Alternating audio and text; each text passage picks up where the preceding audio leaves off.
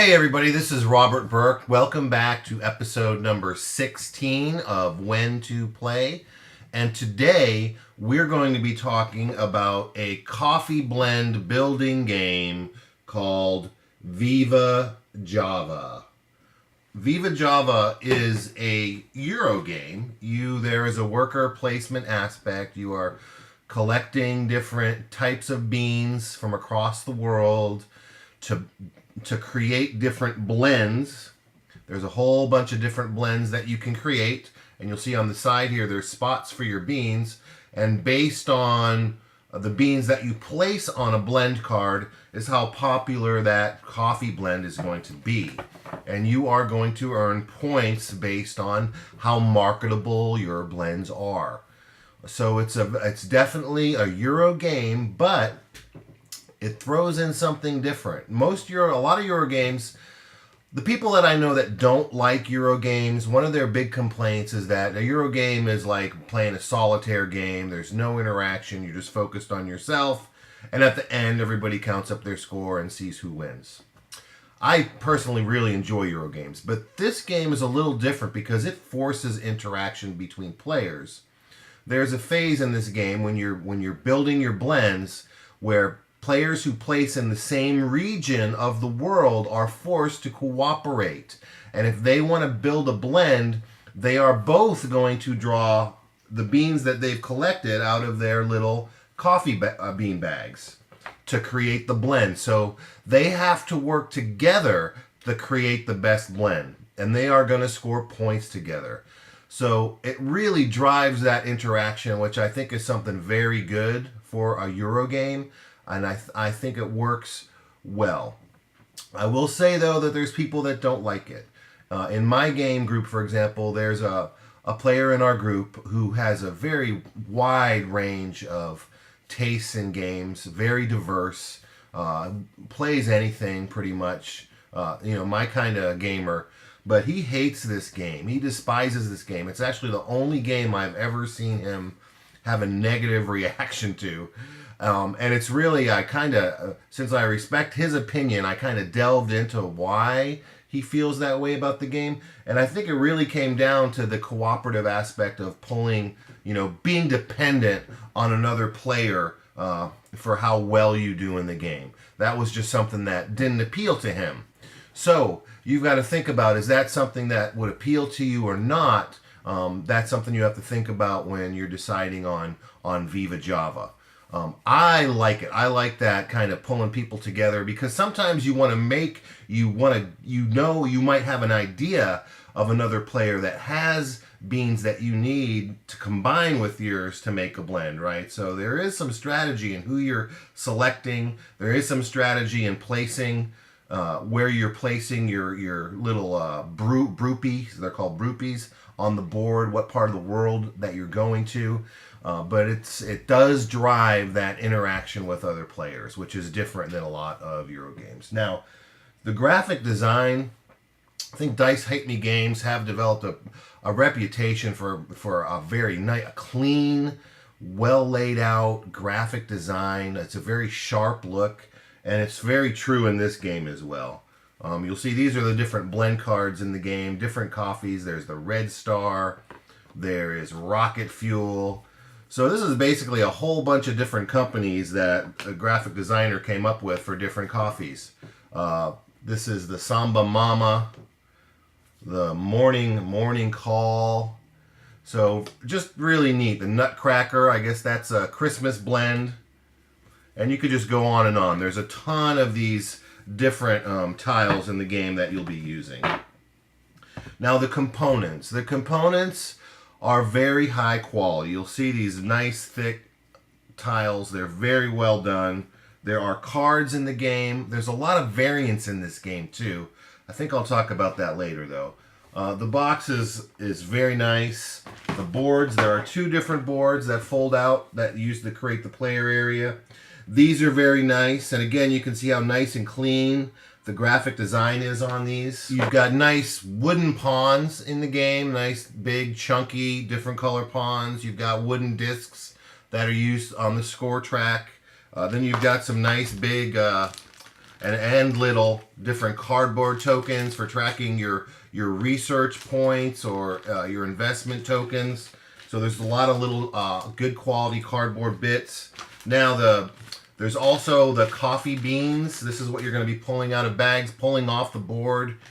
These are the resources really that you're going to be collecting in the game to create your blends with other players out of these little nice cotton bags. Now I got this cool burlap bag too, and I think this might have just been for a Kickstarter stretch goal. I'm not sure if this comes in the mass market game or not, but this is a really nice burlap. Is obviously something you associate with coffee, and that's one great thing about this game is that the graphic designer and the manufacturer seem to really think about is you really get that coffee house feeling with the colors and the artwork and the materials.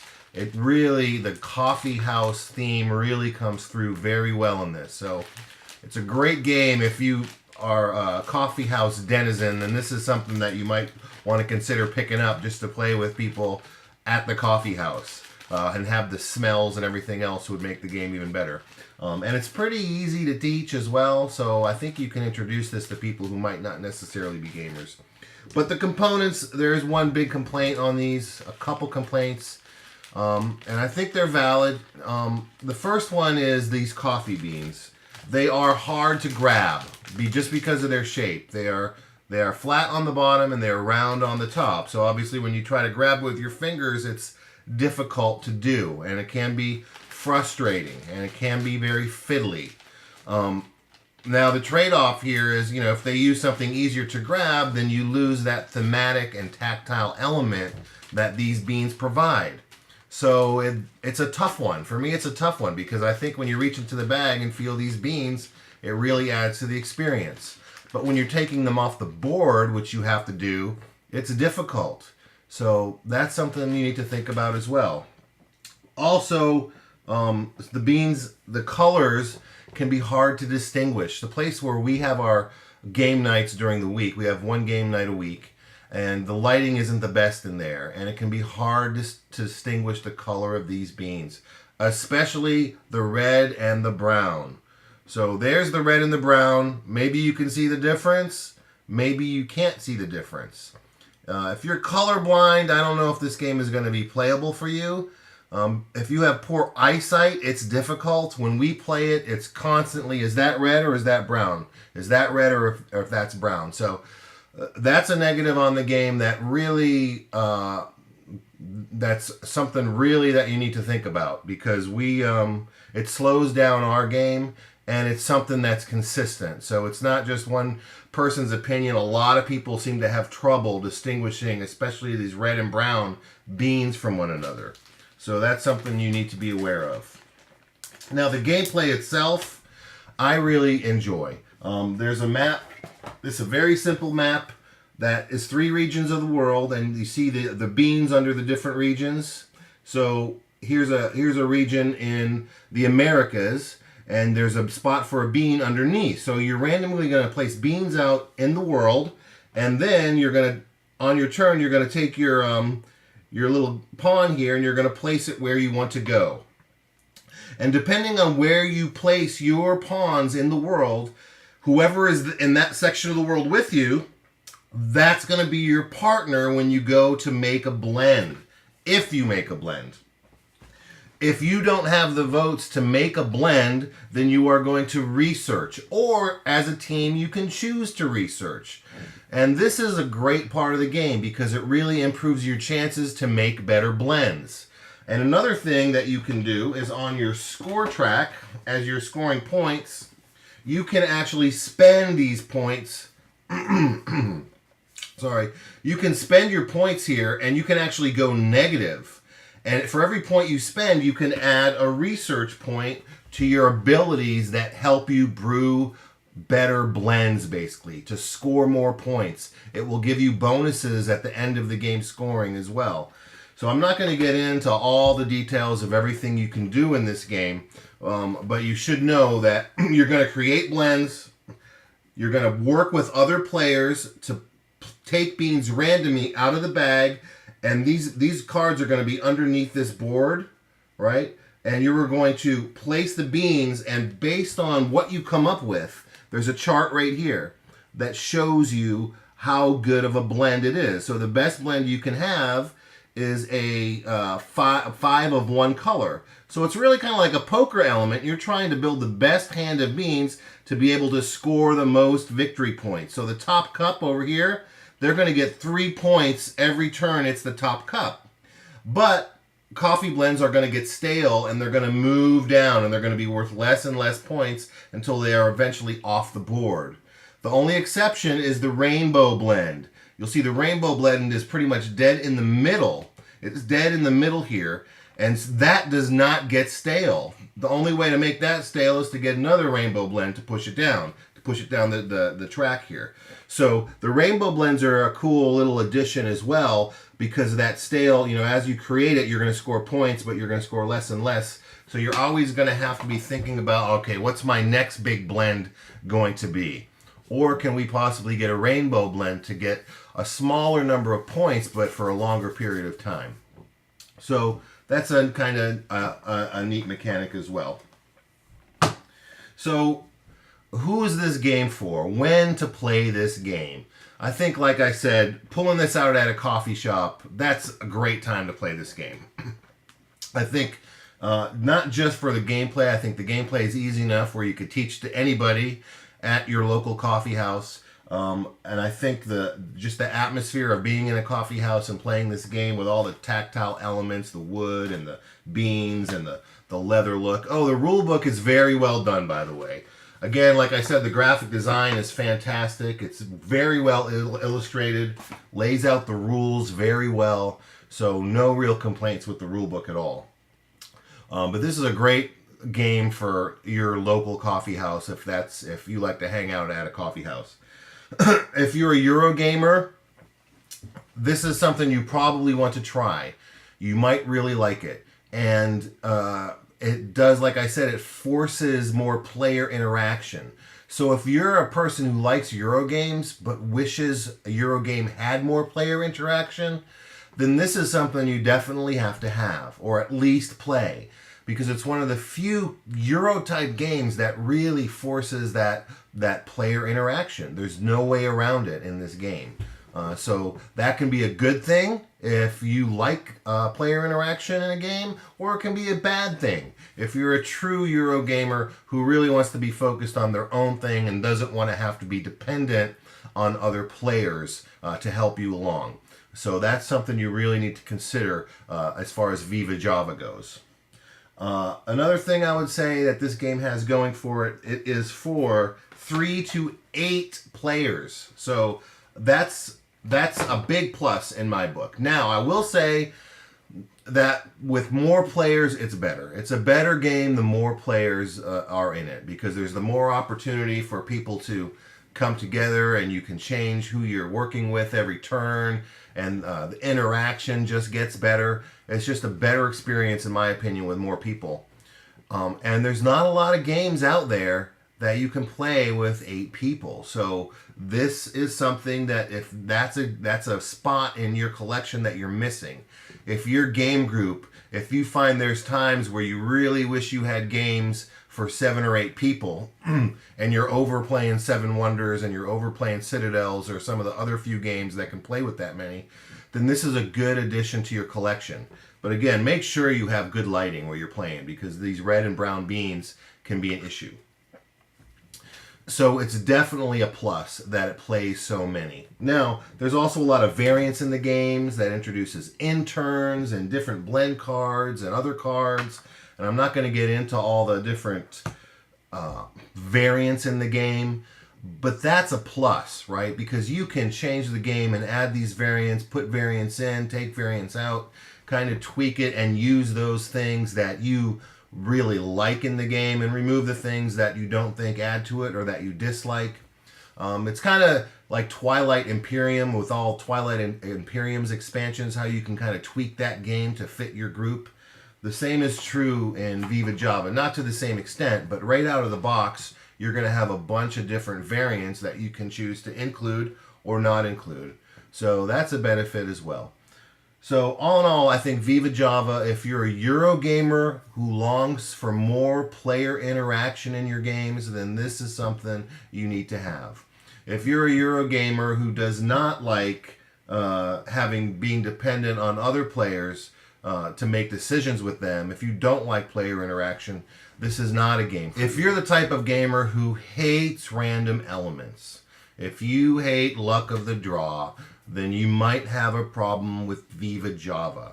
I do not, and I'll tell you why. So sure, you are drawing randomly out of your bag, right? So the blends that you can create are based on the luck of your draw and how your other players that you're happening to work with on that turn are helping you create a better blend. Turn order has a lot to do with who gets to go first to get the beans that they want as well. But these research tokens, as well as how you interact with other players and determine, and you can talk to players, right?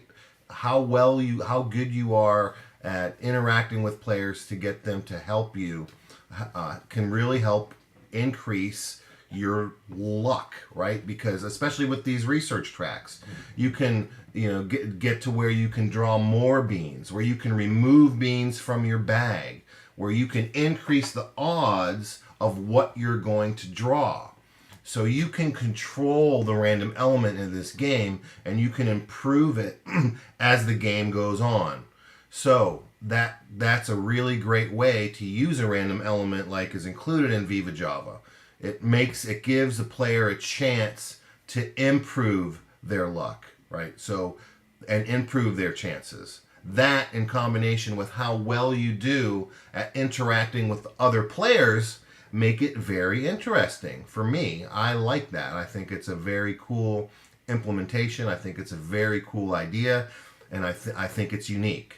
So at the very least, I think this is something you should try. If you don't like Euro games, you're not going to like this, right? So it's not in your sphere de geek. It's not something that you should even consider probably. But if you do like Euro games and you don't mind player interaction, again, this is something you definitely need to check out.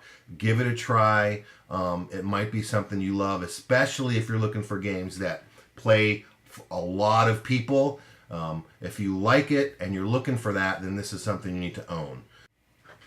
All right, so as we usually do here on When to Play, let's look at some of the ratings people have given the game on Board Game Geek. We'll look at a really low rating and then look at a really high rating. Because remember, almost every game out there, somebody is going to really love it and somebody is going to really hate it. It depends on what you like in your games, the aspects of a game that you enjoy, the mechanics that you enjoy, the themes that you enjoy, and those that you do not. Everybody's different. It depends on what you like. So hopefully this review can help you decide if it's a game you would like. So let's look at somebody who's rated very poorly. Phil has rated VivaJava a 4. So obviously doesn't like the game very much. 4 is pretty low, not the worst. And there's no 1s rated on this game, so that is a good thing, I suppose. But Phil rated it a 4 and says, VivaJava felt like a 30-minute party game that took 2 hours to play. I liked the changing team partnerships, but did not enjoy the rest of the game. I don't envy colorblind people who want to play this game. All right, so I think the colorblind thing, I touched on that. Phil's got a very good point there. If you have problem distinguishing colors, then it's a game you want to avoid. And that's a shame. Now, you could probably paint those red beans or brown beans a brighter color or a different color to distinguish them. But that's something that's a shame because it really is an issue. If you have good lighting, you can deal with it, right? You're going to be able to see that this is brown and this is red. But in poor lighting, or if you have poor eyesight, or if you're colorblind, yes, Phil's right, that's an issue. Now, the fact that it felt like a 30-minute party game that took 2 hours to play, that is more Phil's, what he likes in a game, right? So it's a Euro game that can have that party game atmosphere because you're working with other people and you're negotiating with other people. So if that sounds like something you would like, then that's not a bad thing. That could be a good thing. But if that's not something you do like, if the thought of having a party game element into a Euro is something that you say ick to, then this is not something for you. So it doesn't mean it's a bad game. It's what you like in your games. So let's look at somebody who's rated it very highly. There's a bunch of tens. There's a half a page of tens on here. So we'll look at this. Sean says this is one of the most creative games I've seen in terms of mixed mechanics. The forced cooperation aspect is excellent and not overbearing. I have had lots of fun with groups of both serious and casual gamers. This game gains serious momentum as it goes along, and the last few rounds usually become as fast and furious and caffeinated affair. Wonderful game and one of my favorites. So I think Sean touched on a lot of things that I really like about this game too, and he's right. It picks up speed at the end because everybody's been researching and you're getting better at what you can do, right? So it does pick up speed at the end.